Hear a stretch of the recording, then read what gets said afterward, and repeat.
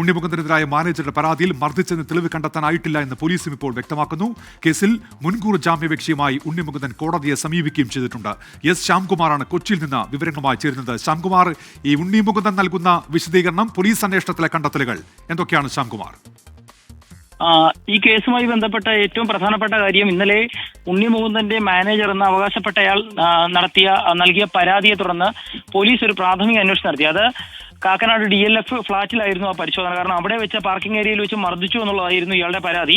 പക്ഷേ CCTV പരിശോധനയിൽ മർദ്ദനം നടന്നതായി യാതൊരു തെളിവുകളും പോലീസിന് കണ്ടെത്താൻ സാധിച്ചില്ല. ചില വാക്ക് തർക്കങ്ങളും കയ്യേറ്റങ്ങളും അവിടെ CCTVയിൽ നിന്ന് ശേഖരിച്ചു എന്നാണ് പോലീസ് പറയുന്നത്.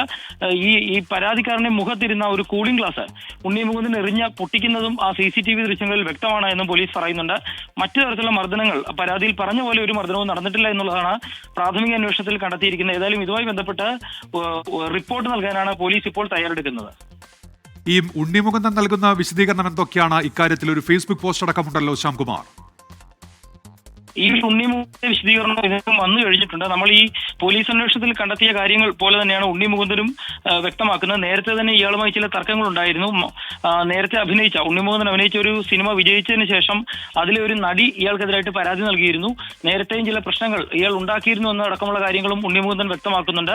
തനിക്ക് നേരത്തെ മാപ്പെഴുതി തന്നയാളാണ്. ചില ഇടപെടലുകളുടെ പേരിൽ അത് പിടിച്ചപ്പോൾ മാപ്പെഴുതി തന്നിട്ടുണ്ട് എന്നുള്ള കാര്യങ്ങൾ ഉൾപ്പെടെ ഉണ്ണിമുകുന്ദനും വിശദീകരിക്കുന്നുണ്ട്. ഏതായാലും പോലീസ് അടുത്ത ദിവസം ഉണ്ണിമുകുന്ദനെ വിളിച്ചു വരുത്തി മൊഴി രേഖപ്പെടുത്താനുള്ള തയ്യാറെടുപ്പിലാണ്. പ്രാഥമികമായ അന്വേഷണത്തിലാണ് ഇപ്പോൾ. നേരത്തെ തന്ന പരാതിയിൽ പറഞ്ഞത്ര കാര്യങ്ങൾ നടന്നിട്ടില്ല എന്നുള്ളത് പോലീസ് ഇപ്പോൾ കണ്ടെത്തിയിരിക്കുന്നു.